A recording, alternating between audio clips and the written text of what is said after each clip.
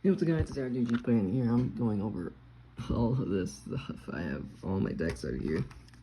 And I'm gonna basically profile them. Well, not profile, I'm gonna tour them. But I'm gonna talk about the commander, kind of strategies, and then we'll go over a few cards I think are key cards. Basically, like some of the best cards in the deck that really provide you a lot of value, or like win combos. And then a few extra cards are gonna be tech or pet cards is what I call them. So you see cards that maybe you wouldn't normally find in like that deck, but I really like. Either I like them or I think they're actually secretly really cool and underrated and have some interesting synergies.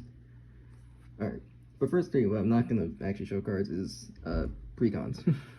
um, Recently got this, Senora Margarita. Basically the peace offering Boombar deck in Spanish, which I'm never gonna take apart. It's gonna stay like that forever. It's its own bling. And then we have Timey Wimey, and then we have Steadily, was a quick draw, I think it was called. So these two are just precons. This I'm always gonna probably keep because I got two of them. I have a one I just took apart for parts, and then one I kept because it's a really good deck. And Timey Wimey, I think I'm actually considering upgrading a lot. I actually really like, but there's like a lot of cards with time counters I really want to include. I really want to do stuff with. So that's actually, these are two decks I actually am going to upgrade, probably. Just way. But now we're gonna go over some other decks. So we're gonna go with, I think, my baby first. Kadena, Slinking Sorcerer. Let me just think because there's some more space. But this is my baby.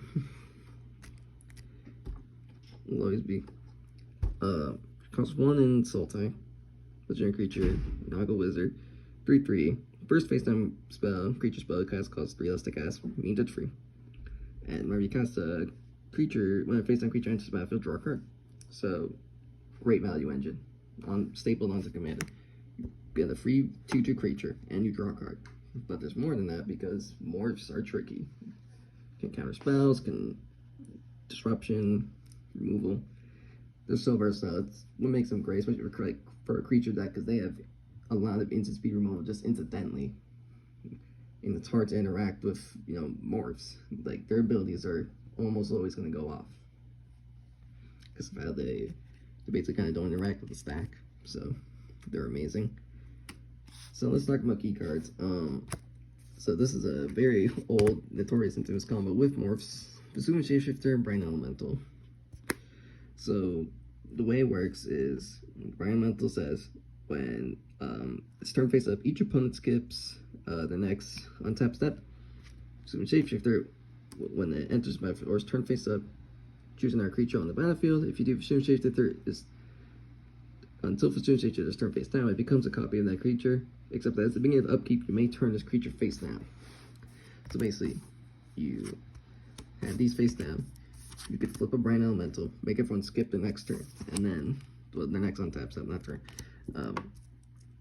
Then you flip up Assuming Shapeshifter, and then you say, you copy the Brain Elemental, and it's going to get its turn up effect. And so it means they skip again, and then with Assuming Shapeshifter, you put it back face down with its ability every upkeep.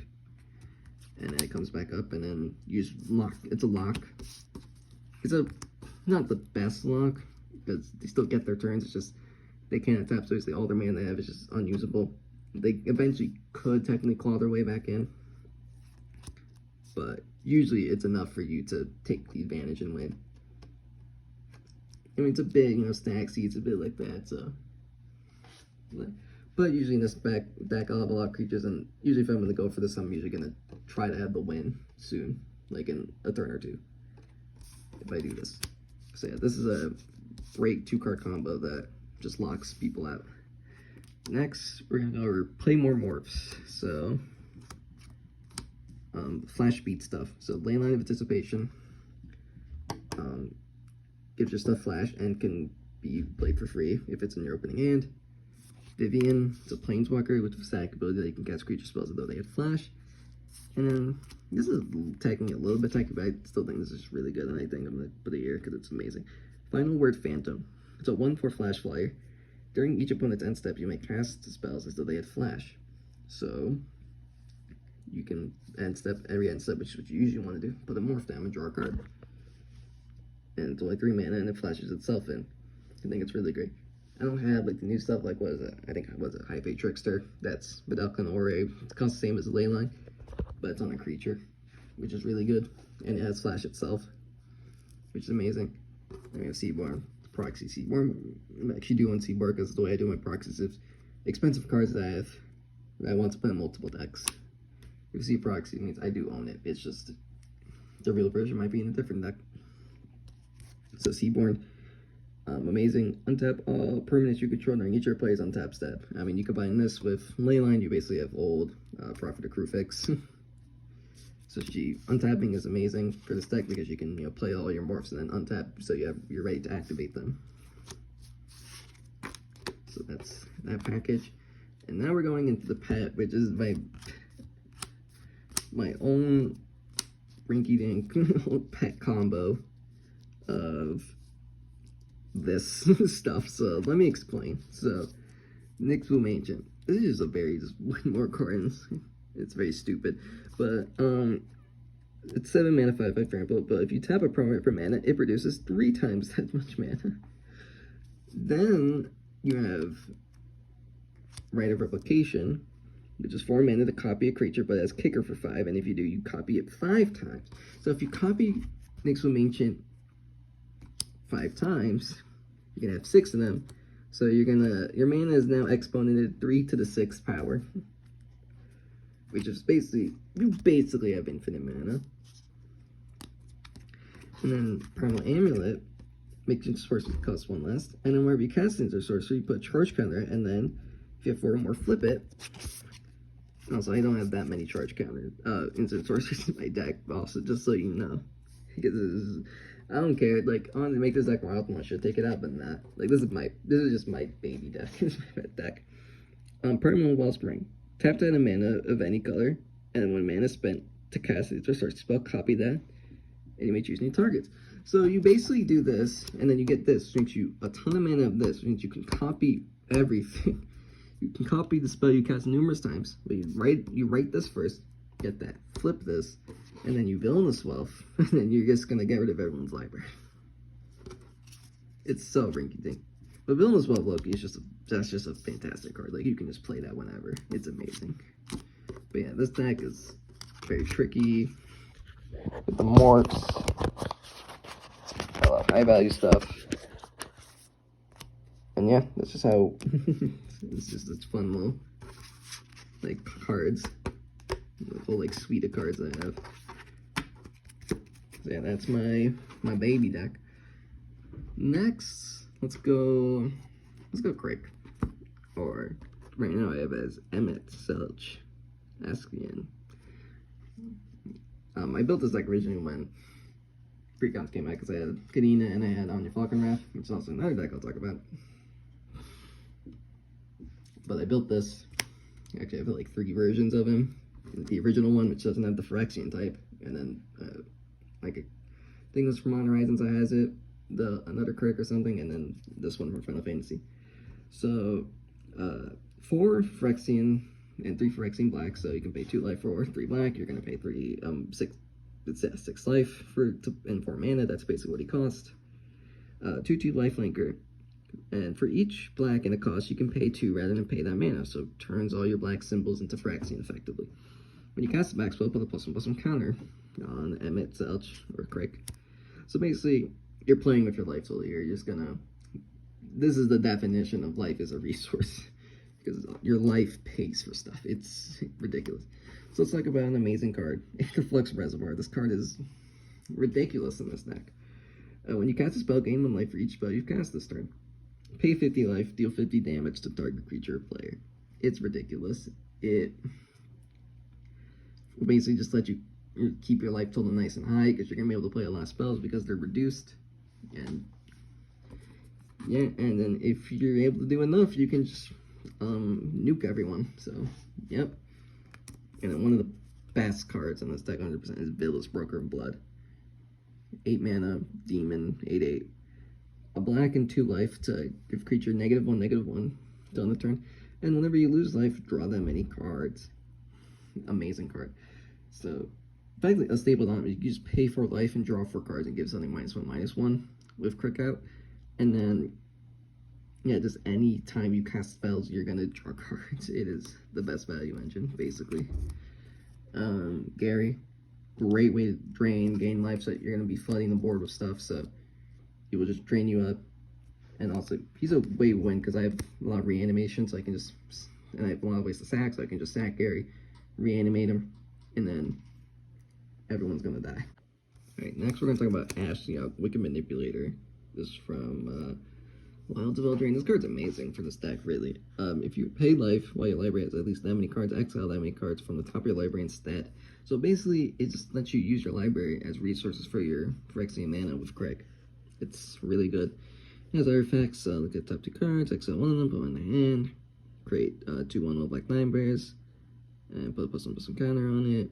Beginning of combat, if a card is put in exile. -7, target player access X top cards of the library, X total mana value of cards you own in exile.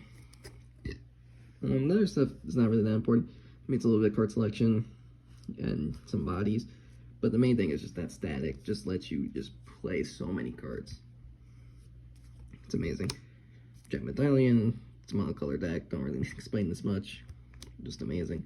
Font of Life is this ridiculous card, so Extort is insane with Phyrexian mana if you're in a 4-player game because it breaks even on life. So whenever you cast a spell, you may pay a white or black. So you can pay 2 life for that.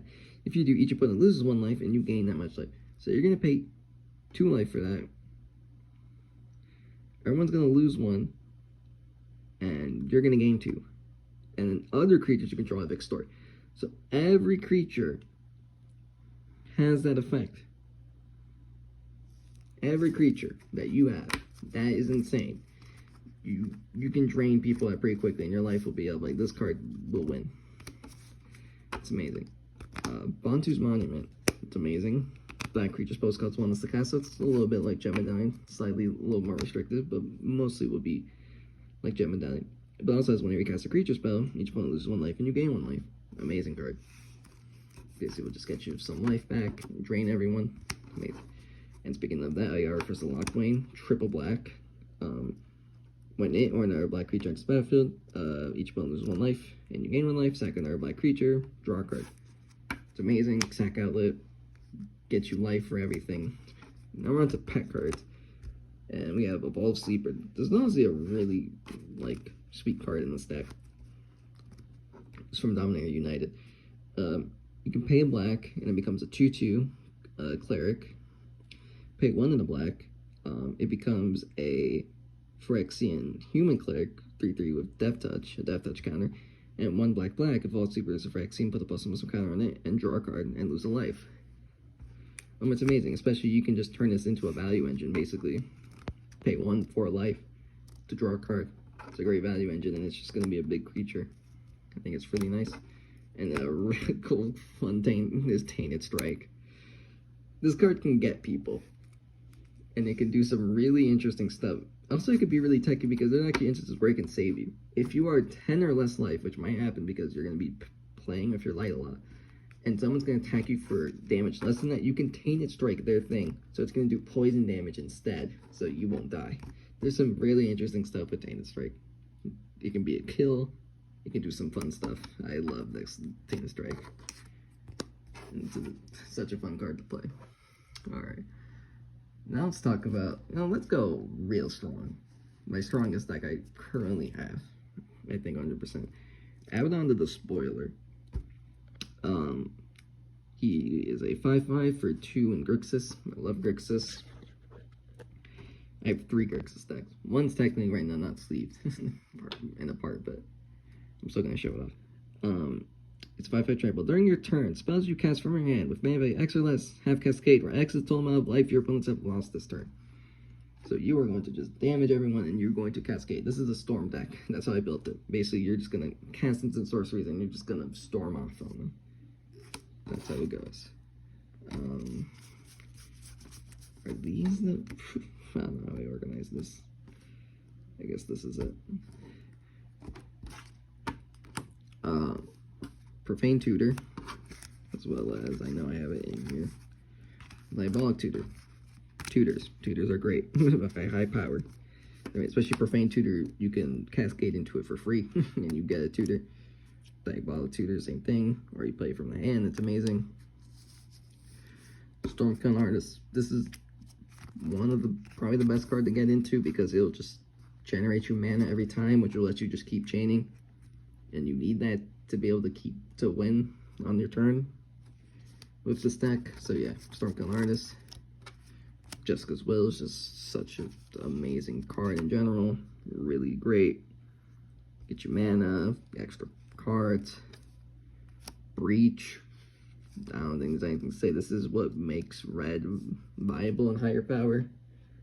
Like one of the only reasons you really want to be in red when you're at higher power, because it's so strong. It's just Yawgmoth's Will for red. Like, it is amazing. And then, I don't know if this is tech or not, but I think this is a really nifty card. Is You've Been Caught Stealing. There's 2 modes. The first one you don't care about. Each creature blocks turn payable, whatever. But the next one's Bribe the Guards. You create a treasure token for each opponent who's dealt damage. There's a lot of ways to just incidentally damage. I mean, I have the Gutter Snipe effects, and also Flame Rift, which just does for everyone for 2. And then you just do this, and then yeah, you get a treasure for everyone. So you get 3 usually playing 4 pod. So nifty. I guess it's tactic. It's not really a card you see that often. Now here's some other tech. These are win more cards in the deck, but they're just really fun. Crackling Spellslinger. I've done, like, I goldfish this deck a lot, because this is honestly just a fun deck to goldfish, because you can just change, you will just go through your deck. And I have goldfish where I've killed myself with this card with wheel effects, and I just killed myself. It's just fun. And then Mizzix Mastery, if you overload it, you just get everything back. These are definitely not necessary. Probably gonna really go even more optimized with this. I cut these, but they're super fun. I love them. So that's Abaddon. It's definitely my sort of see the One Rings there. I didn't talk about it because it's just the One Ring. It goes in any high power deck.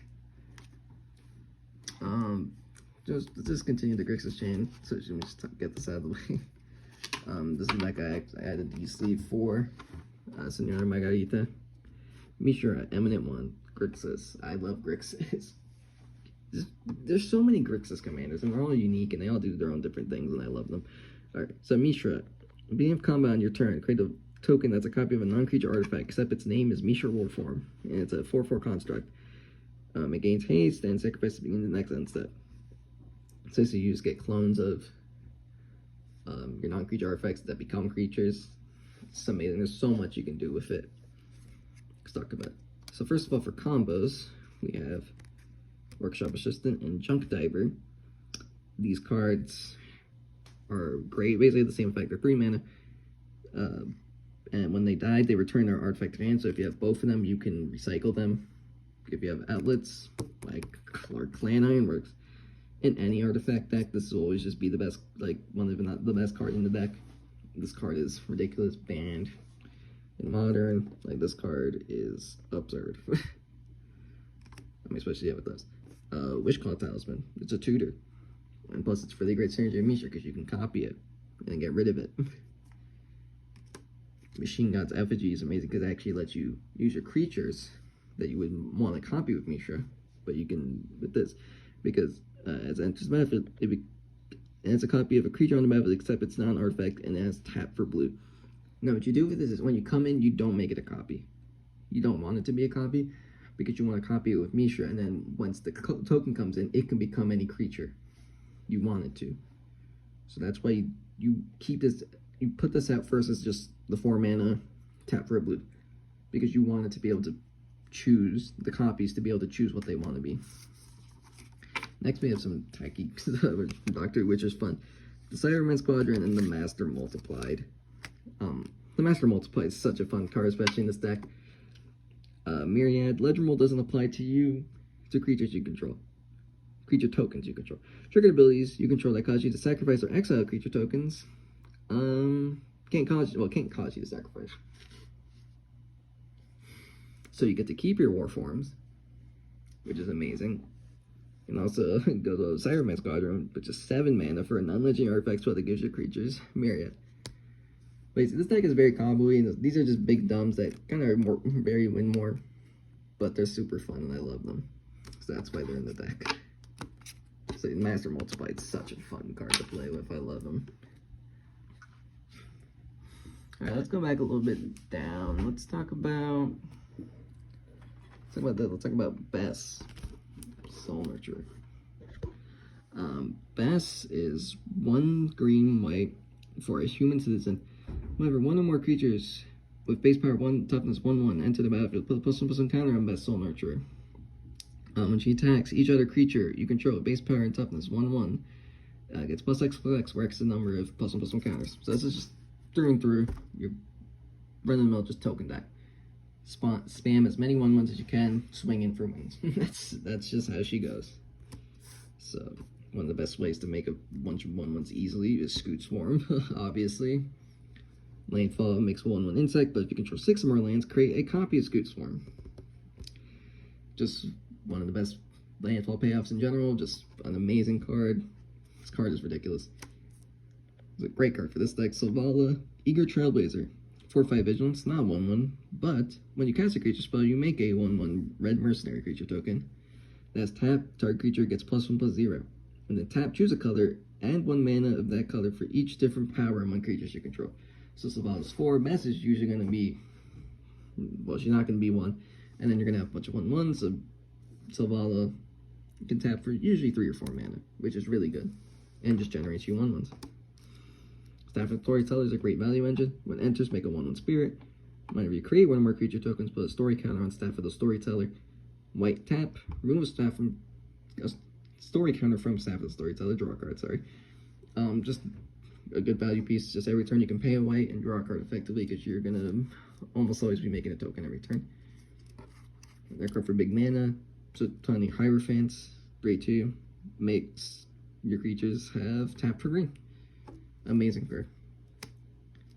Collector's Cage. This card's amazing. Hideaway 5. And then you pay 1. So if you don't know Hideaway 5, look at the top 5. Choose a card. It is exiled, and then the other cards go back in the deck. 1 tap. Put a +1/+1 counter on target creature control. Then if you control 3 or more creatures with different powers, you may play the exile card without paying its mana cost. So it's great. Just let you get something for free. And again, you're usually going to have other cards. Usually Bess is going to be usually like pretty high up. Like, just usually going to be at least 3 power. Then you're going to have a 1/1, and then you can make another 1/1, a 2/2, and then you're going to be able to get the card for free. And then after, you can just pay 1 to put a counter on Bess every time to make your 1/1s bigger. And of course, since it's a 1/1 deck, Skull Clamp is always just one of, if not the best card. 1 mana equipment. Equipped creature gets +1/-1. Whenever equipped creature dies, draw 2 cards. Equip for 1. Everyone knows this. It's for token decks. Just a lot of decks. It's just one of the best value engines in the game. This Mirror Entity. This is a card that can just easily win the game.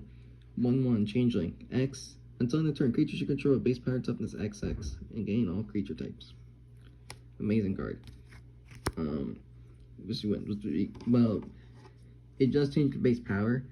So what you have to do is you have to attack, wait for all of them to get the +X/+X, and then you can, after blocks and stuff are declared, you can use Mirror Entity and then buff your creatures more, and then yeah, you will just overrun everyone.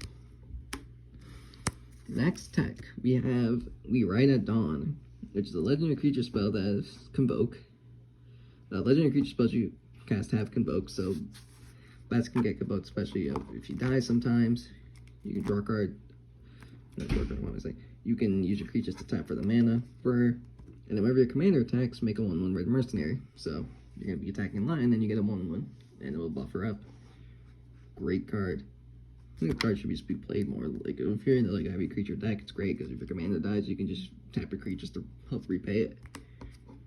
And Tower Winder. It's a 1/1 reach tap toucher, and when it enters your library and or graveyard, search your library for a card named Command Tower, reveal it, and put it into your hand. So it just tutors a Command Tower, which is super fun. And it's just a 1/1 reach tap touch. It's been compared to like Baleful Strix, it's definitely not on that level, but it's great.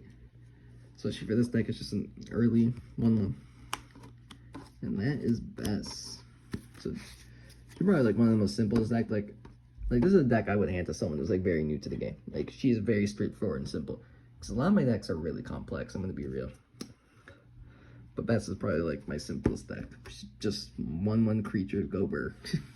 Simple as that. Diada, Minder of Wills. 1 and Mardu. Planeswalker. Let's see. Yeah, this is the only Planeswalker deck I have. +2. Up to 1 target legendary creature, gets Vigilance, Lifelink, and Indestructible until end of turn. -3. Reveal the top 4 cards of your library. Put any number of legendary cards from among them into your hand and put the rest into your graveyard. Create treasure token for each card put into your graveyard this way. -11. Ultimate.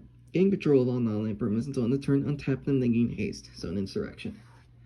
Which usually is not coming up. Like, usually you want to be -3 and getting the value. Like, the -3 is so good. Because you can it'll just let you do whichever you want. You need mana, you can get 4 treasures off of it. And if you see legendary cards you want, you keep them. And plus that +2 is also like really nice for getting into attacks. So it's an aggressive deck. We'll actually put the pet cards first. We'll put those after. Carmine, Cruel Sky Marcher. 5 mana, 2/2 fire. Still a little low, but whenever you play sacrifices a permanent, like a treasure, put +1/+1 counter on Carmine. Gain 1 life. When Carmine attacks, return up to 1 target permanent card with mana value less than or equal to Carmine's power from your graveyard to battlefield. So this is great. You're dealing with your graveyard a lot. Let you just recur stuff, and then you're getting treasures to buffer up. Or you're just sacking your creatures in other ways. So she's amazing. And speaking of those, great ways to get more value out of them is Tyrannus of Reward. 3/3, Vigilance, War 2. Other zombies you control Vigilance. A little weird, but whenever another legendary creature you control dies, create a token that's a copy of it. Except it's not legendary and it's a 2/2 black zombie. So this is great. It gives you with your legendaries. And something that I think is really good, and I don't know why it's not there, it doesn't exile them. The actual card is still in the graveyard. So you just get a free 2/2 version of it. And that's Vigilance. It's amazing. Like, this card's great. Like, there's just so much potential with it. Like, it's amazing. And it's just protection, because you'll still be left with a board if they're board by Audric. Card's amazing with Diada's +2. Via combat, creatures you control gain 1st strike. Till end of turn for creature you control as 1st strike. Same is true for flying, death touch, double strike, haste, hexproof, indestructible, lifelink, menace, reach, skulk, trample, and vigilance. So because of Diada's +2, which gives vigilance, lifelink, and indestructible till your next turn, that means every combat, all of your creatures will have vigilance, lifelink, and indestructible. And there's a bunch of other keywords in the deck as well throughout other creatures. So card's amazing. But man, just with that +2, getting vigilance, lifelink, and indestructible on everything. That means you can just, every turn, go all in attack, and then for every combat, you're going to be safe. Like, he is a problem in this deck. Like, one of the best cards, for sure. Rosie Cotton is an amazing card when you're making tokens. When she enters, make a food token, and whenever you create a token, put a +1/+1 counter on a target creature other than Rosie. This card has combos around it, so this card's amazing. So, and with Diada's -3, you can get a bunch of treasures and spread those counters around. Just a great card. And then now we have the Reaver Cleaver, last card from here. From like the good cards, +1/+1 with 3 mana equipment, +1/+1 trample. Whenever this creature does combat damage to the player or planeswalker, create that many treasure tokens, equipped for 3. This first feature in this deck. It's such a good card, especially in this deck. We're gonna be making big legendary creatures. You're gonna swing in, make a bunch of treasures, and there's a bunch of treasure synergies I have. It's an amazing card. Now my pet cards. Interesting stuff. The Spear of Leonatus. 3 mana equipment. It's from Assassin's Creed. When a creature attacks, choose 1. Gains double strike till end of turn. Create foes. A legendary 3/2 red horse. Or discard 2 cards, draw 2 cards. It's a legendary equipment, so it can be get from Dihada. Plus has very nice applications. You can make a legendary creature if you need. Gives her things double strike, you know, if you have other attack triggers like Reaver Cleaver or other things. Or you can just filter out your hand, put stuff in the graveyard for graveyard synergies. It's just an all-around nifty card from Assassin's Creed that I really like. And then a very fun card, the Peregrine Dynamo. 1/5, 3 mana, haste. Pay 1, tap, copy target activate or trigger ability from another legendary source that's not your commander. So it's amazing. This, I mean, it does a lot. It can copy so much stuff. It just has such like nifty, like, you know, just tech. Yeah, man, there's just so much synergies with it. I think it's really fun. I mean, can't copy the commander, which is always a big thing. That's what Roaming Throne should have done. Well, it's not a commander card, but low-key, Roaming Throne should have done that. Should have been like, it can't copy your commander. But so you can't use, you know, Dod's abilities. But it's still super fun. There's a ton of legendaries in the deck. What do I want to go with next? Let's go with Saida. I love Saida. Saida, Aetherflex Genius. 1 and, what the fuck is it? Jeskai. I don't know, I blanked on that. 3/5 Menace Haste. When it attacks, create a tapped an attacking token that's a copy of another target non-token creature you control. You get 2 energy. At the beginning of the next end step, sacrifice that token unless you pay amount of energy equal to its mana cost. So it will give you a creature and some energy, and then you can pay energy to keep it around, or it can go away. Yeah, there's so much you can do with that, and I'll show you right here. And then, so basically, there's a lot of good creatures that you want to clone with this effect, and then, as well, taking use of that energy. So here's just a card that'll just win you the game most of the time. Moonshackle Cavalry, 6/6 flying. When it enters the battlefield, creatures you control gain flying and +X for X the number of creatures you control. So you're gonna have a lot of creatures usually. This will come down, immediately give a buff. You can attack with Saida, make another Moonshackle Cavalry that's attacking. Get another buff, and then yeah, you're probably just gonna kill everyone. So it's amazing. Port Razor, and we'll also go over Bloodthirst. Now these are cards that can just win the game if you have the right board state and they're unchecked. Port Razor is the better one. When it deals damage to an opponent, untap each creature you control. After this combat, there's an additional combat phase. Port Razor can't attack a player it's already attacked. So with Port Razor, you can, if there's always someone that's free, you can attack into them with this, and then you get in their combat, you can attack and you keep making Port Razors. And if no one can deal with it, you'll just have a ton of Port Razors, especially if, you know, to like take out all their blockers or stuff. Or the best thing is that there's someone that's open and you have a way to give haste or something, because with Saida, he doesn't give haste. Tokens come in tapped attacking, but actually technically don't have haste. So if you get in their combat, you can't attack with the token again, which is a bit annoying. But yeah, he's amazing. Now Bloodthirster takes a lot more work, but he's still amazing. 6/6 Flying Trample. When Bloodthirster deals combat damage to the player, untap it. After this combat phase, there's an additional combat phase. Bloodthirster can't attack a player it's already attacked, same as that. So it only will do itself, but it has evasion. That's the one plus of it. So it's way easier to get in. But also you need to have a way to untap. I mean, I do have Reconnaissance in this deck, so I do have Blaze. But a little more work. You know, it's like when this is a good value card. Eomer, Marshal of Rohan. 4/4 haste. Whenever one or more attacking legendary creatures you control die, untap all creatures you control after this combat phase. There's an additional combat phase. So you attack with this, and Eomer, you make a copy of it. The copy dies, and then you get another combat step. So it's sweet. Now also, if you want another combat step after that, you can sacrifice the original. No, but first you have to attack with these, sacrifice the token. Then you have to attack with these, and then sacrifice the original. Then the token will trigger, and then you'll get another combat again. But that's the only way to do it. But it's great, just gives you more attacks. You're an aggressive deck, you just want to be beating people down. That's like great cards to copy. Aerial Extortionist, this card's amazing. When it enters the battlefield or deals combat damage to a player, exile up to one target non-land permanent. For as long as that card remains exiled, its owner may cast it. Whenever another player casts a spell from anywhere other than a hand, draw a card. So there's a lot stapled onto this card. There's a lot of value. So think about it. You have Saida. Then let's say next turn. So place Saida down, attack. And then turn 5. Aerial Extortionist. Exile something. combat, attack, make a copy of this, exile something. Aerial Extortionist hits, exile something. You've exiled 3 cards. Now they can play it again, sure. Especially if you have this and and if you have the energy to keep the other copy, you're gonna get so much value if they replay those cards. And also if they play their commanders, you draw cards. Like, this card has so much value. This card is like one of the best in this deck for free.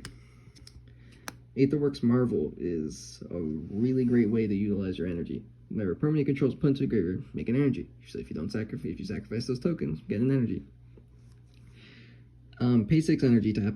Look at the top 6 cards of your library. You may cast a card from among them. Cast a spell from among them without paying its mana cost, but the rest of the bottom in order. So just let you free cast from the top. Just amazing value engine. Alright, now pet cards. These are, again, say big artifact win more with energy. Big ways to really utilize that energy that you don't need, but they're funny and I love them. Aether Refinery, 4 in red. If you would get 1 or more energy, you get twice that much energy instead. So double energy. You can pay an energy. Not tap, you get an energy. Then you may pay 1 or more energy.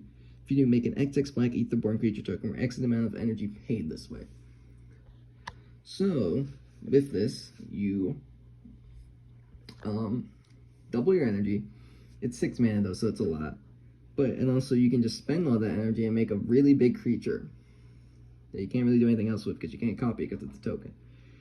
So yeah, it's just a really big dumb card that just make you big tokens, but it's just fun. And speaking of that, Aetherflux Conduit. This is the Aetherflux Reservoir for energy. Whenever you cast a spell, you gain an amount of energy equal to the amount of mana spent to cast that spell. Pay 50 energy. Draw 7 cards. You may cast any number of spells from your hand without paying their mana cost. So for that turn, you get to just reload your hand and you get an Omniscience. But it's 50 energy. If by that play, you have 50 energy, there's way better stuff you can be doing and you're probably winning the game. Like, you don't need it. You don't need this. But it's just so fun and dumb. I love it. So that's Saida. Next, let's talk about Harold and Bob. Once I thought, I was like, I have to build this deck. I was like, I absolutely have to. So, it's a 3/3 for 3 Vigilance Reach. And when it dies, if it was a creature, return it to the battlefield. It's an aura enchantment with Enchant Forest you control, and Enchanted Forest has tap, add 3 mana of any one color. You get 2 rad counter. Harold of Bob loses all other abilities. So basically, it's just a 3/3, but if it dies, you can enchant it to a land and it produces more mana and gives you rad. So this deck can be played. I have a lot of just good mono green cards, so it could really kind of just play as a normal mono green deck. But there's a lot of fun stuff to do with the fact you're messing with your graveyard, putting stuff in the graveyard, and with the lands. So with the lands, untap stuff is really great. Woodlands Wreck. Get your end step, untap all lands you control. Great. Magus of the Candelabra. X. And tap to untap X target lands. Girthian Elder. Tap 2 target lands. Mossum Dryad. Untap target land. Amazing stuff. And then you have ways to utilize the fact that you're doing it with other things like Squirrel Nest. Make a 1/1. I forgot. I should have put Camp in here. Camp is a fun one. That should have went in Pet. Yeah, whatever. And I have ways to mitigate my radiation. So we're going to have, make sure to talk about these. A Strong and Glowing one.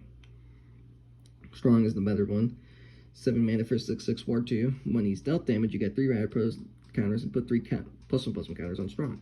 You gain life rather than lose life radiation. That's one of the biggest problems. I'm gonna have so much rad, and usually I just kill myself because I'm just have so much rad. But this lets me gain life instead of lose it from that, and you just grow super strong. She does. Glowing one. 2 in green. 2/2 Death Touch. When deals combat damage to a player, get 4 rad counters.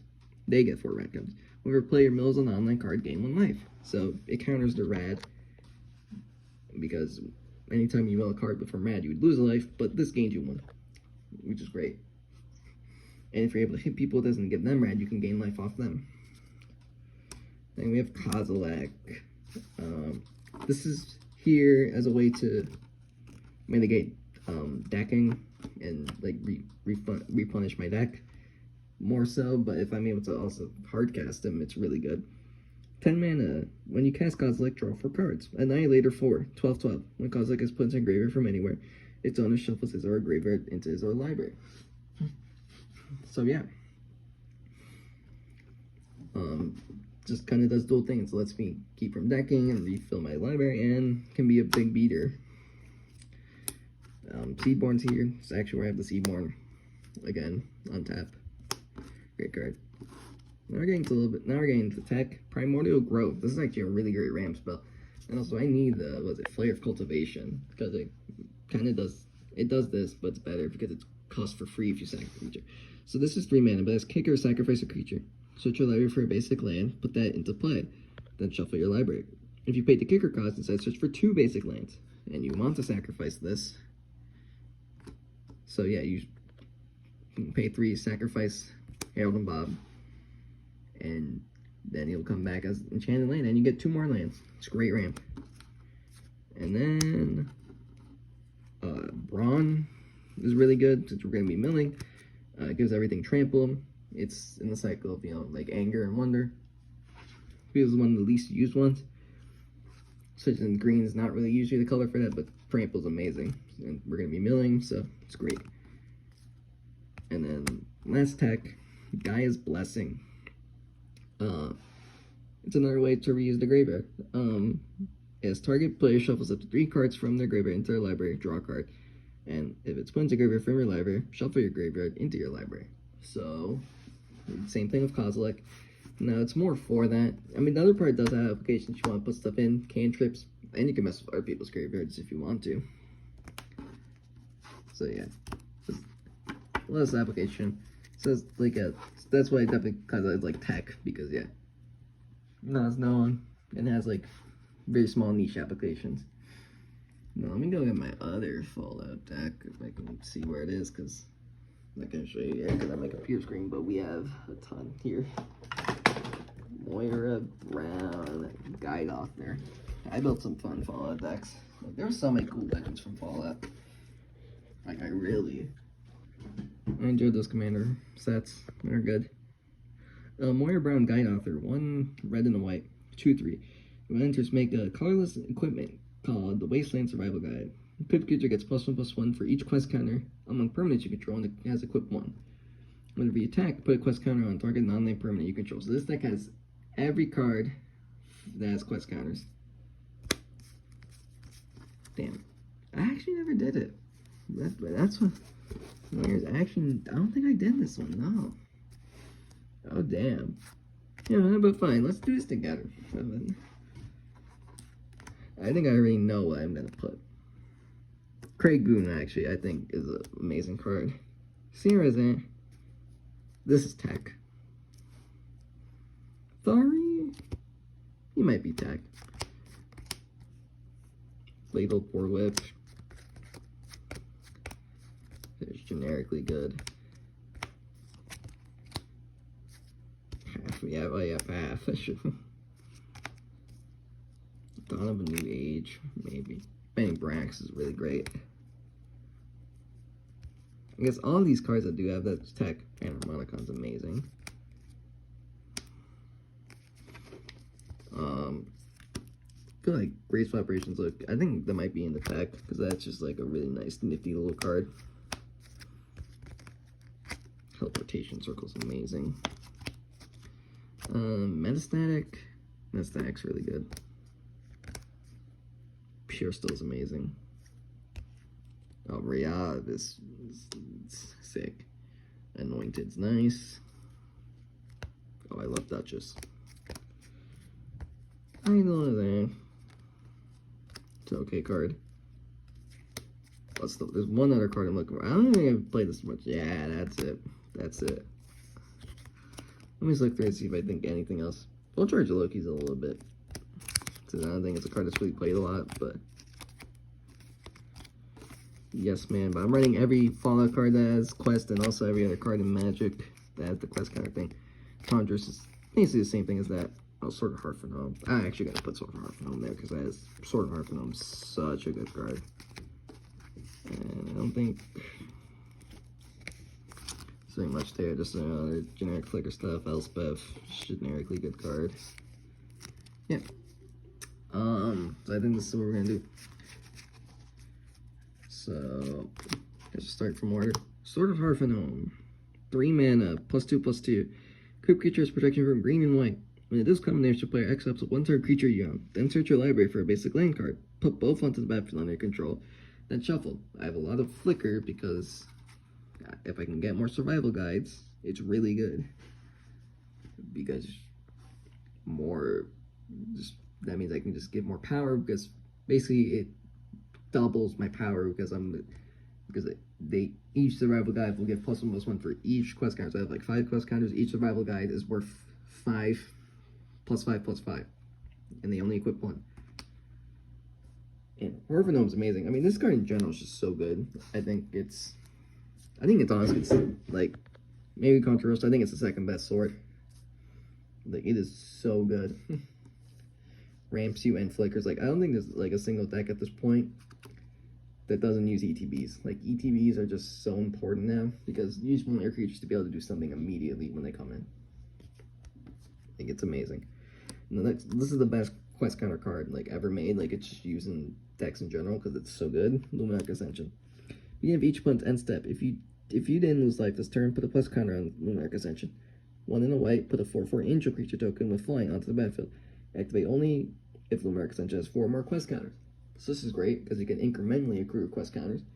But there is a problem with this card, which is that if you draw it late, especially, you might just not be able to even get it off because if they see it, they're going to attack you or stuff. But because you have a lot of ways to put quest counters with Moira and other stuff, you can charge it up by itself, and then you're just paying 2 mana for 4/4 flyers. Like, this card's amazing. Yeah, like, this is definitely just the best quest counter card ever. Annoying Procession. Doubles tokens. Make twice the main tokens. We're making tokens with our commander. Make survival guides. Make more. Easy. Rayav. Where a creature that's enchanted or equipped attacks, that creature gets double strike. So just make your attackers even scarier. Pure Steel Paladin, amazing card in equipment. Like, when equipment enters the battlefield, you control, draw a card. So if you, especially like playing this and then playing Moira is amazing. And then if you flicker, you're gonna draw cards. Like, it's great. And in equipment, Metalcraft. If you have 3 artifacts, equip costs are 0. So great, you can equip survival guides for free, which is really good. I have like other ways to do that, like something like the War Whip, and then there's a legend from Lord of the Rings. Makes equip cost 1 less as well. But like, that's huge. Like, turning equip cost from 1 to 0 is huge. That means like if I have like 5 survival guides, I can just move them freely how I want. Because paying 1 still, especially when you have like 5 survival guides, it can be an hassle. Duchess, Wayward Tyrant Keep. Whenever a creature you control this combination to a player, put a quest counter on it. 1, remove a quest counter from a permanent you control. Create a junk token. So it's great. Especially, also, it's good for that protection, because if you're going to lose your creatures and stuff, because, well, also proliferate stuff, so you want to spread your quest counters around. So if you see something with quest counter that's going to die, you can remove the quest counters from it and get some junk, and then you can search for more cards later. And it just gives you quest counters. And speaking of proliferate, Mass Active Angel. Whenever a non-token creature enters, proliferate. So since it's on flickering, amazing. I flicker, make a wasteland survival guide, and put a counter on everything with quests. Great. Teleportation, circle 4 mana, end step, flicker, my commander. Panharmonicon, double ETBs. So anytime she enters, she's making 2. So same thing as like an Annoying Procession. But if you're comboing both of them, then yeah, you're making a lot. And then a great card, Many Brax, Zoologist, just draws you cards. We can each end step, create tokens, turn, draw a card, and ask Convoke. So it's easier to put in. And a great card with quest counters, Craig Boone, Nomad Guard, Reach Lifelink. Whenever you attack, with 2 more creatures, put 2 quest counters on Craig Boone, Nomad Guard. When you do, deals damage equal to the number of quest counters onto up to 1 target creature, unless the creature's controller is Craig Boone. Deal that much damage to it. And this thing has lifelink, so you're going to be getting life off that. So basically, you can just snipe creatures unless they take the damage.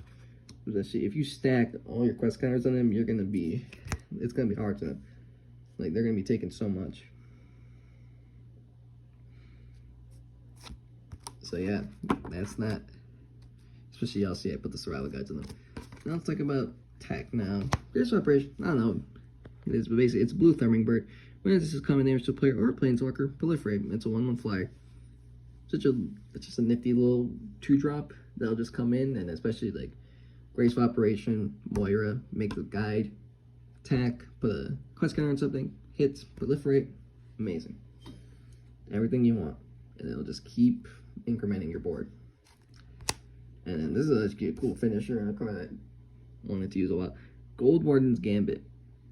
6 red, so it's expensive, but has affinity for artifacts. So it costs 1 less for each equipment you control.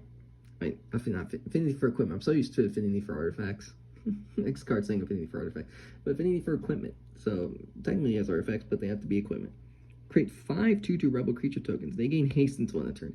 For each of those tokens, you may attach an equipment control. So remember I say it, you're making left survival guides, and you can say, okay, make 5 bodies for them. Put a survival guide on each of them. And then yeah, you're just gonna out of nowhere just come out with so much power on the board, and it's amazing. So that's Moira Brown. So maybe it's good I didn't do it because it's a little fun to like just all of you see me dig out cards for the deck.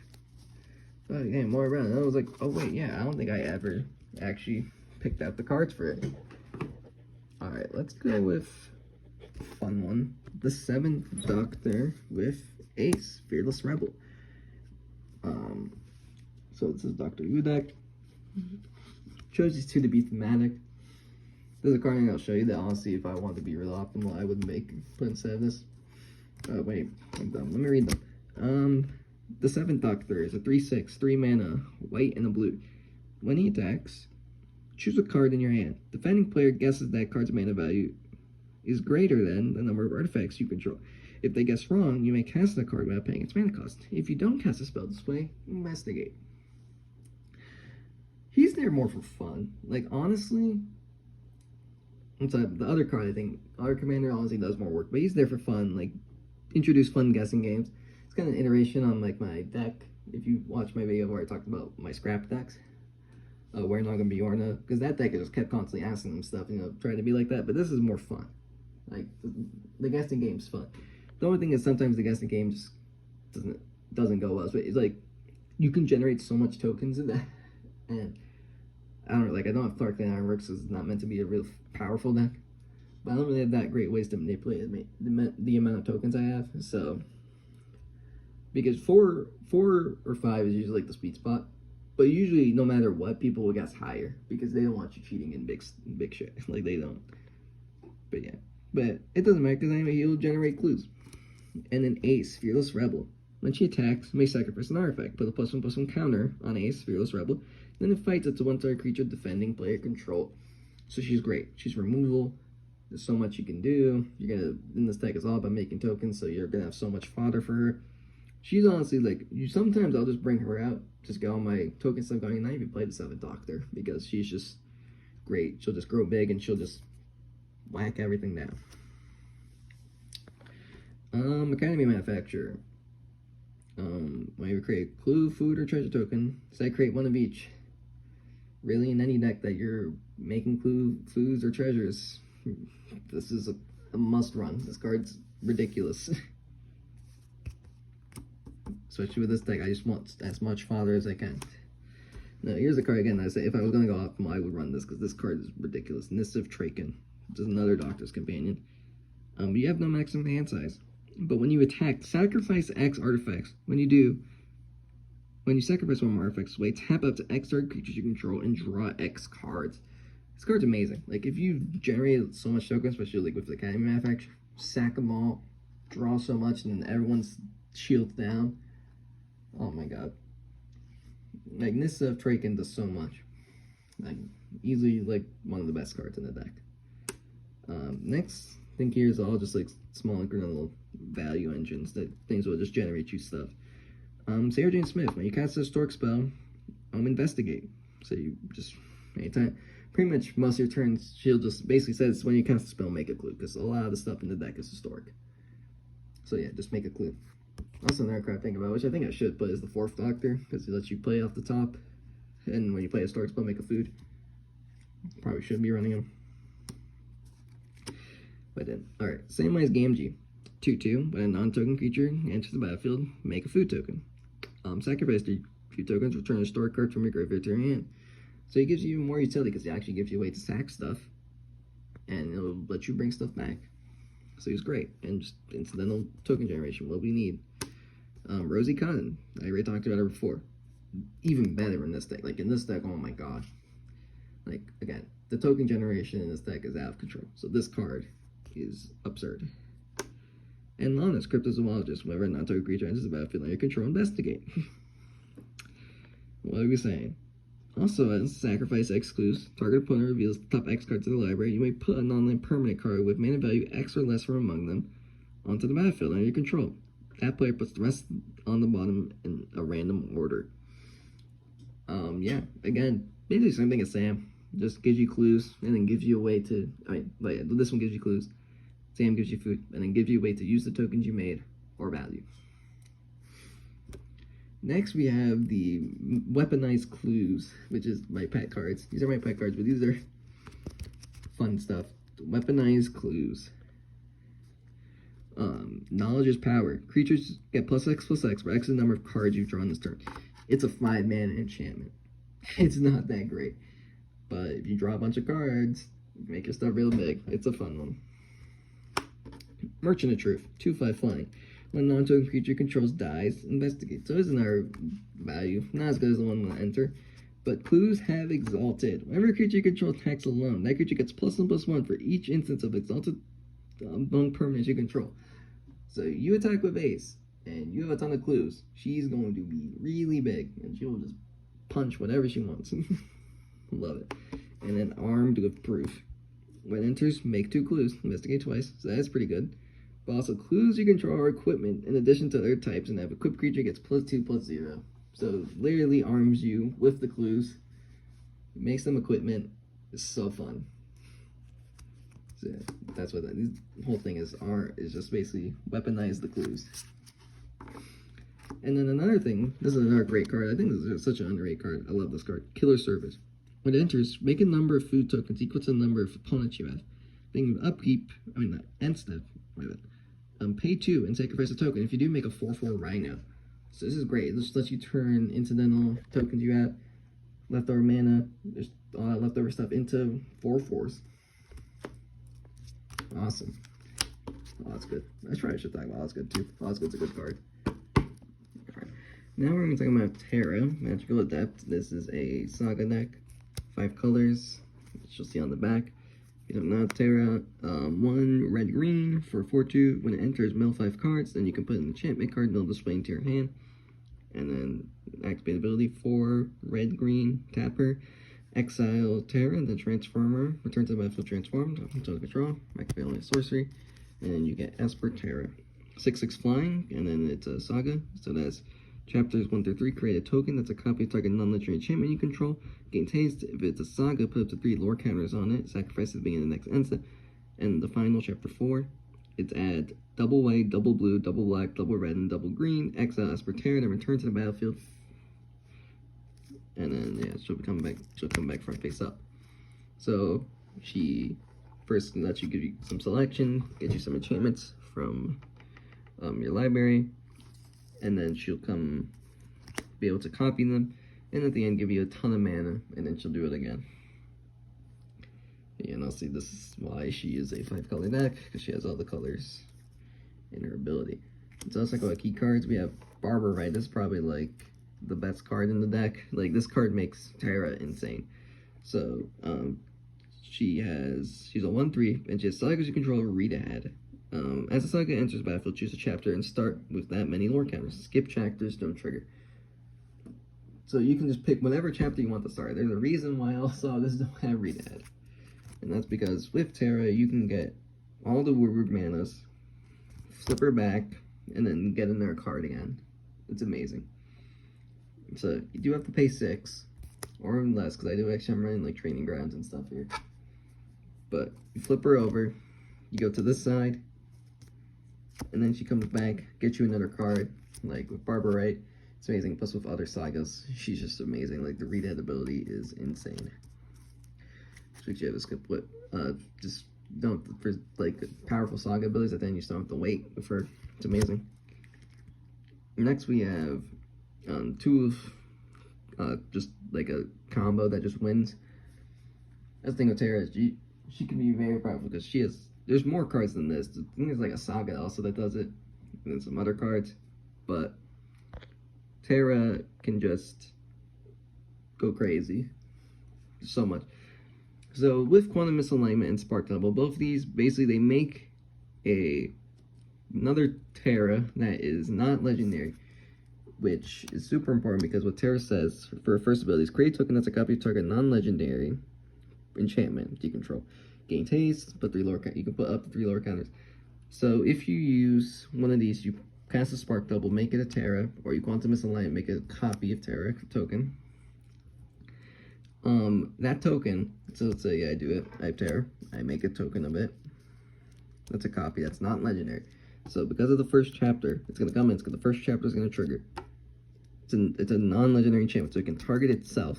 Because it doesn't say it can't target itself, it says it can't target a non-legendary creature, and this is a non-legendary creature.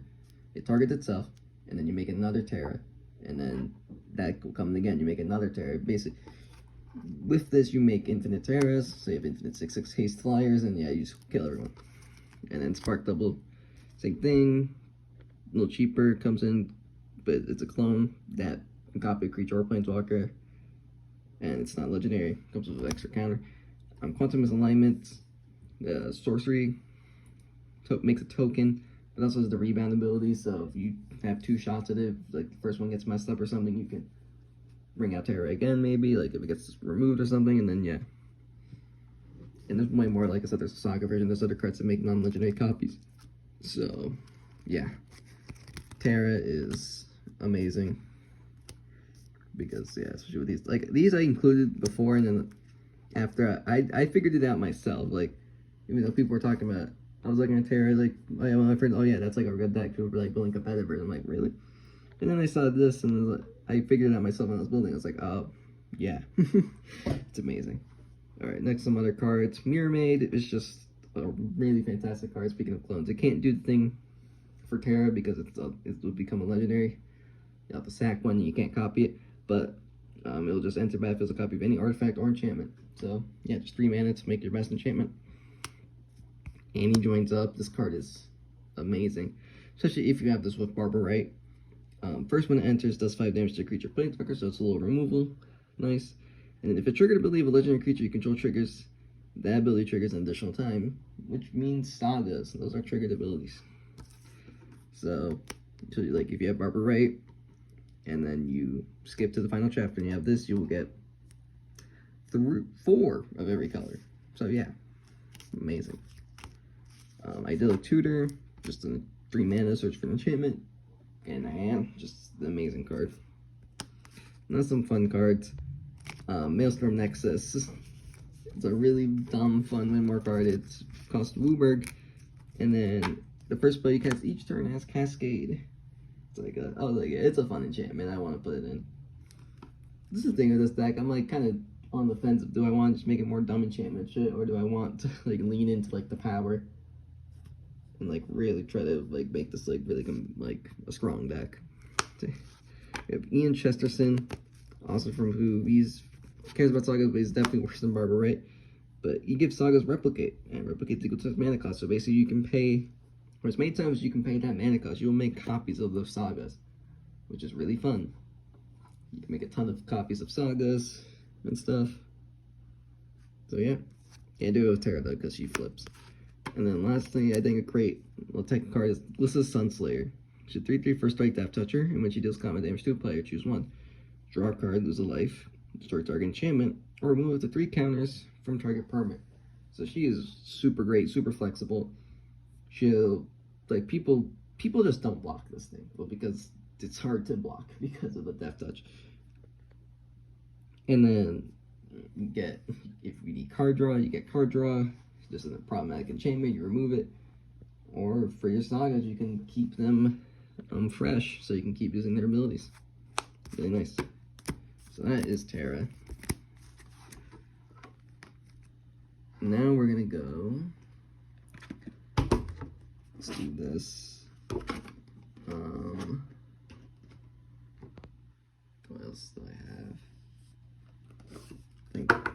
this Admiral Grass. Unsinkable. This deck is great. I love this deck so much. It's so fun. Again, Grixis gets me every time. So I have 3 Grixis decks. You see, like, Grixis just gets me. So when it enters, mill 4 cards. 2 mini Grixis for 3/3. And at the beginning of combat on your turn, you may return target pirate creature card from your graveyard to the battlefield with a finality counter on it. Stays parent toughness is 4/4. Gain haste. So this deck just cares about the graveyard and just bringing everything back. And on that line, the Bulls are back in town. But yeah, back in town is a great card. Acts 2 in a black. Return X target outlaw creatures from your graveyard to the battlefield. So yeah, assassins, mercenaries, pirates, rogues, and warlocks are outlaws. Pirates is pretty much all we care about here. So yeah, you just get to bring back all your pirates. And then we have general selection cards here, like Faithless Looting.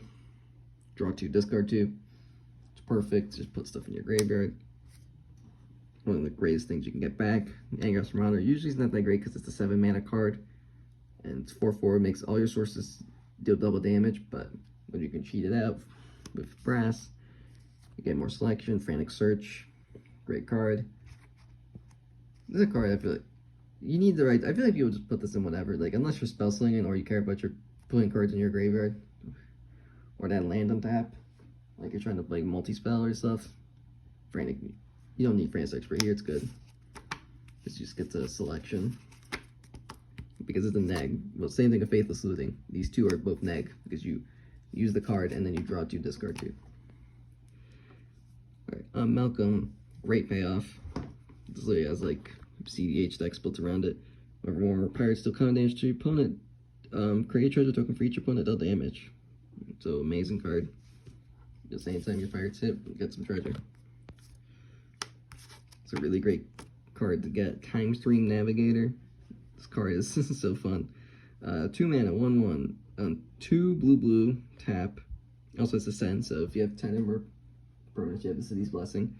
And then put Time Stream Navigator in the bottom of its own star. Take an extra turn after this one. Activate only if you have the City's Blessing. So you can cheat this out. And then if it gets the Ascend, it's good. And then it has haste, so you're gonna be able to instantly tap and get an extra turn. You need a little more like stuff to do it. It's great. Also, since it puts itself on the bottom, and it's gonna deal with that finality counter. Super great card. Ramirez de Pietro Pillager. When it enters battlefield, lose 2 life and create 2 treasures. Amazing. And when we're pirates, you do combination to a player, exile top card in the player's library. You may cast that card for as long as it remains exiled. This card is amazing. Generates mana.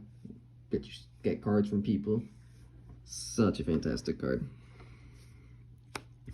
And I showed these 3 specifically because these are like my targets for a Buried Alive. Search your library for up to 3 creature cards, put them in your graveyard. Like, this card is so good in this deck. Like, just the 3 best pirates in your deck, you just get to put them in your graveyard and just bring them back. Like, it's amazing. I love Buried Alive. Actually, just a little tanky card. That's a fun one here. Like, a good selection card. I don't know. People talk about, I mean, yeah, it's from Puna, so it's like a jumpstart thing, which you don't really use. I mean, no, not the Planeswalk, not the jumpstart thing you definitely use. Start the TARDIS. 2 mana, surveil 2, draw a card, then you may Planeswalk. That part doesn't matter. But as Jumpstart, you may cast this card from your graveyard where discarding a card in addition to paying its other cost and exile this card. So this card's great because you get to surveil 2, so if you see any good pirates, you can put them in the graveyard, draw a card, plays itself, and then you can Jumpstart. So if you have a pirate in your hand, you can discard it and then plays again. See more cards to put in the graveyard. For just 1 card, 2 mana, it's like a great selection card for just getting your graveyard full.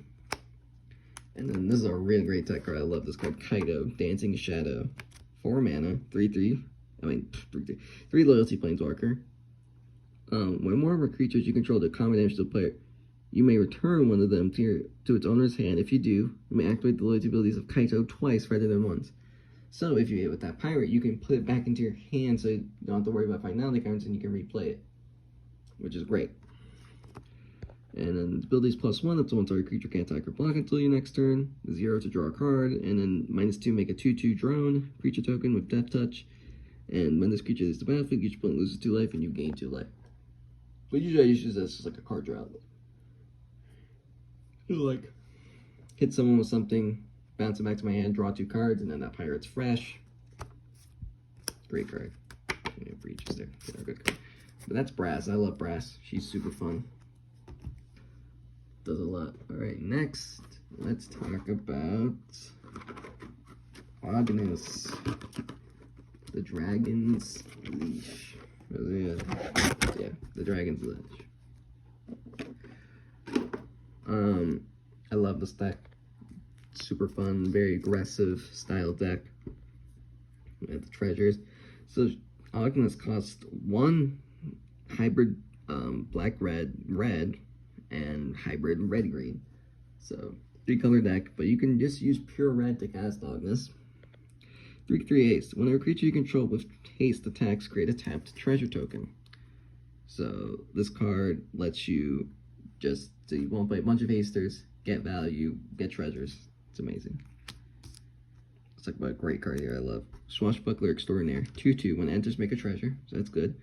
And whenever you attack, you may sacrifice 1 or more treasures. You can do that many target creatures get double strike, which is great.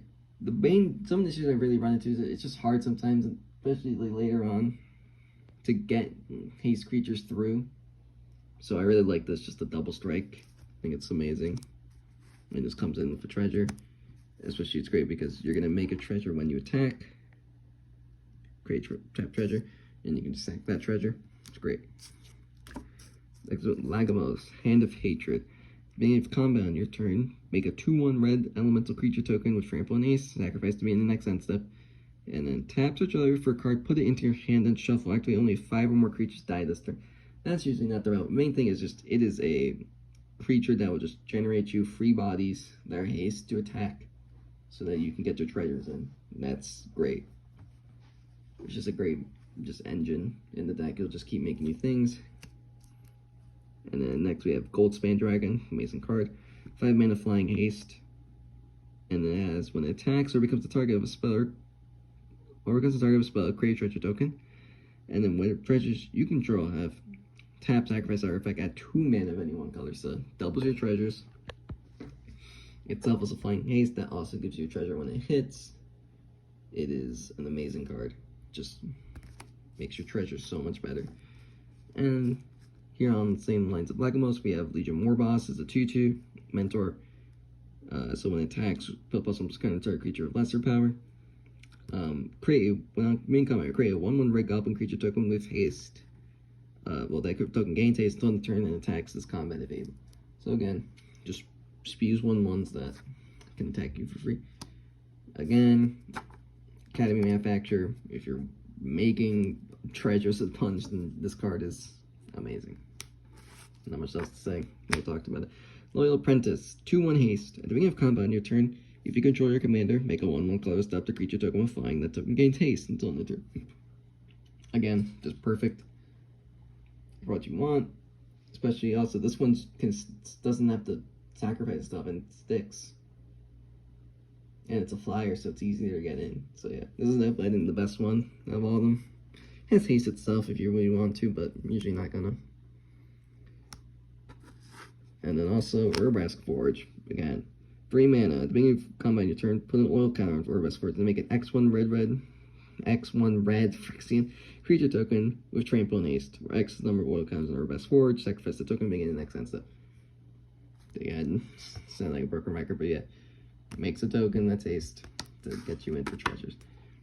Now, a way to use all this stuff for sacrificing is Marionette Master. This card's amazing. Fabricate 3. So you can put 3 counters on this, or make 3 servos. You're going to put 3 counters on this. Because whenever an artifact you control is put into a graveyard from the battlefield, target opponent loses life equal to Marionette Master's power. So every time you sack a treasure, everyone loses, well, someone loses 4 life. Not everyone. Someone loses 4 life, like it. And again, great card. One of the best commons recently, branded Mirkwood backs. 2/3 flying. Whenever you create or sacrifice a token, each opponent loses 1 life. Insane in this deck. Would again just drain everyone for so much. Now we're into tech. Now this is I love this card. Death Greeter's Champion. It's 3 mana, 2/1, but has dash. And And it has, you make casts for a stash cost if it gains haste, and it's returned to the battlefield to its owner's hand at the beginning of the next end step. And there's backup 1, which means you can put a plus, when this enters, put a +1/+1 counter on target creature. If that's another creature, gains the following abilities on the turn: Double Strike. So it's a 2/1 Double Striker. You can dash it in, so it'll also have haste, but you can put a +1/+1 counter on something and give it Double Strike. Again, I think Double Strike's really good because it really just lets you get in there. Like I've had games, yeah, ignore my Agnes. I have Agnes, wouldn't be able to attack. I'm just okay. Every turn, dash in the greeter. So this now has Double Strike, so I can get in and get my treasures. Then we have the Gear Per Ether Grid. 3 mana enchantment. Tap 2 untap artifacts. Control Gear Per Ether Grid does 1 damage to target creature or player. So it's a great way to weaponize your treasures. I'd say it's still protecting as an aggressive deck, but it's a great way to use your treasures. You can just start zapping people or creatures. Like, it is so fun.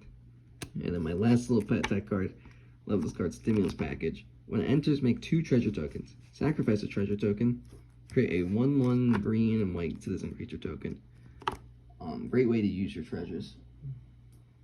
Just convert them into bodies. Especially I do have like haste neighbors, like I have the Crashing Drawbridge or other things that just give permanent haste. So that could be great. They can just translate into more treasures. Keep stacking them for 1/1s. Like, yeah, you can get a lot of value. Especially it's just a free sack treasure outlet. It doesn't matter that they're taps. Again, like with Marionette Master and stuff, like it's amazing. And then this is the last tech card. Yeah, oh no. Hate Mirage. 3 in a red. Choose up to 2 target creatures you control. For each of those creatures, create a token that's a copy of that creature. Those tokens gain haste, exile them, get the next end set. So you can make 2 of the best things, especially if they have ETBs or attack triggers. It's amazing. And then they tack in their haste. You get you treasures, so they'll pay for the spell, and then you have other ways to use the treasures. Usually this card's not great because you just get 2 temporary creatures, but I feel like in this deck you can really utilize it. And then last, Killer Service. I talked about before. Yeah, with 7 Doctor. I love this card though. Again, another just pet card of mine. Like, I think this card is like not played. Like, yeah, just again, I'm making so many treasures, especially if they're tapped. Like, just being able to convert those into bodies. Like, yeah, it's amazing. We also Marionette Apprentice, basically the same as Marionette Master. Great. That is Agnes. And then, I think, yeah, we just have... Alright, lastly, we have Wada, a Trainer Prodigy.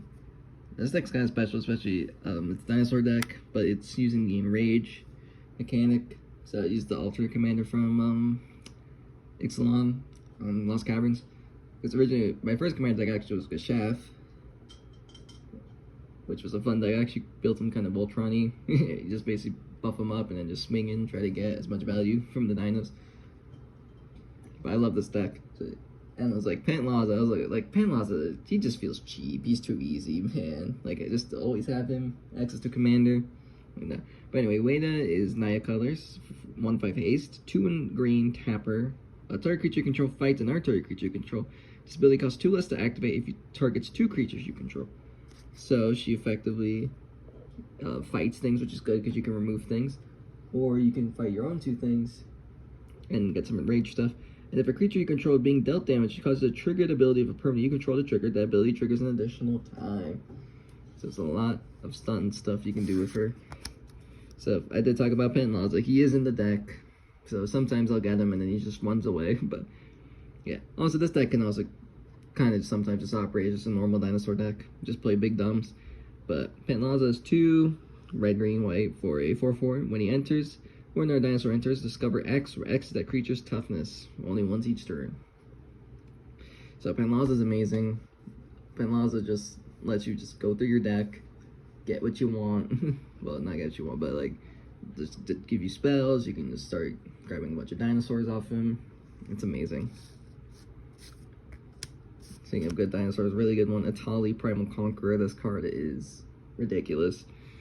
7 mana for 7/7 trample. When it enters the battlefield, each player exiles the top card of their library until they exile a non-land card from non-land card. You may cast any number of spells from among non-land cards exiled this way without paying their mana cost.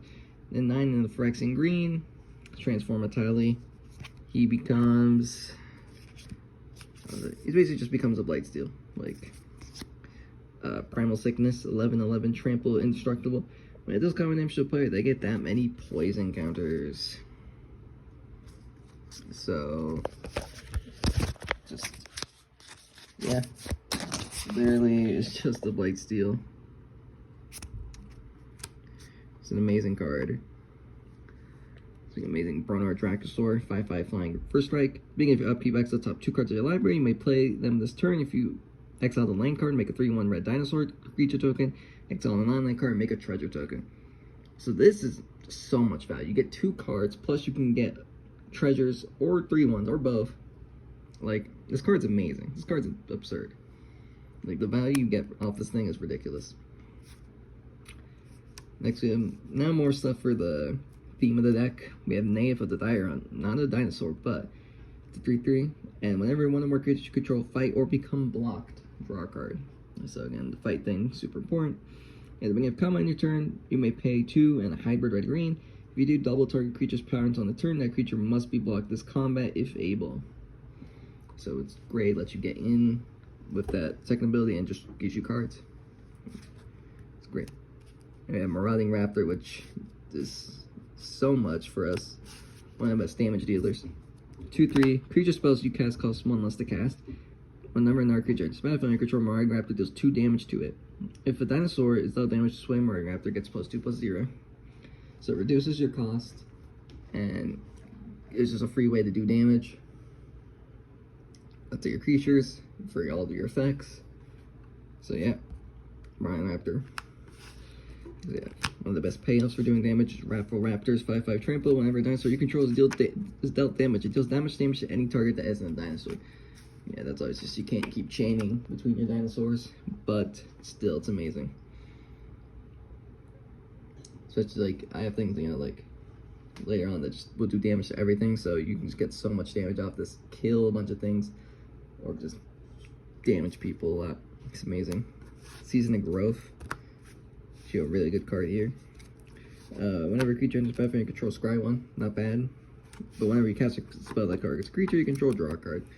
A ton of fight like effects in this deck, so Season of Growth actually great because most people just run for the tire. Next, we got one of the best payouts for dinosaurs. Enrage, Ripjaw Raptor, 4/5. Whenever it's dealt damage, draw a card. Just really great, especially like Marauding Raptor or stuff like that. Great, just draw a bunch of cards. Way to draw 2. Also, another great card, Apex Altasaur. When it enters the battlefield, it fights up to 1 target creature you control. Enrage, when it's dealt damage, fights up to 1 target creature you don't control. So this could be a board wipe, basically.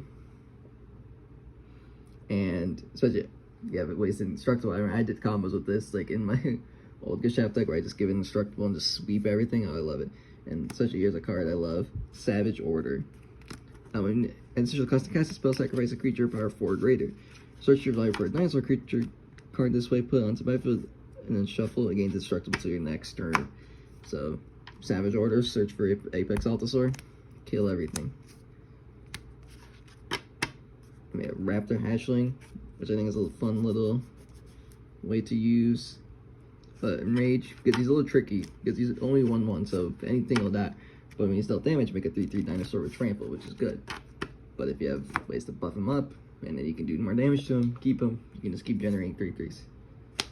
And then another little fun Enrage thing is Suncrown Hunter, 5/4, when it's dealt damage, just 3 damage to target opponent, which I love. And a real cool techie card I love, Sandstorm. Deals 1 damage to each attacking creature. Normally not that great, but with this you can attack with all your dinosaurs and then do 1 damage to them and get all your triggers. So yeah, it's a nifty little card. And lastly, Overgrown Armosaur is a funny little enraged dude, 4/4, and when he's dealt damage, make a 1/1 Saproling. It's nothing to do with dinosaurs or anything else. Not gonna make dinosaurs, make Saprolings. But I still love it. Like, there's some bad enrage cards here, just because for the enrage thing. But that is all my decks. I have profiled all of them. Again, Moxfield will be in the description.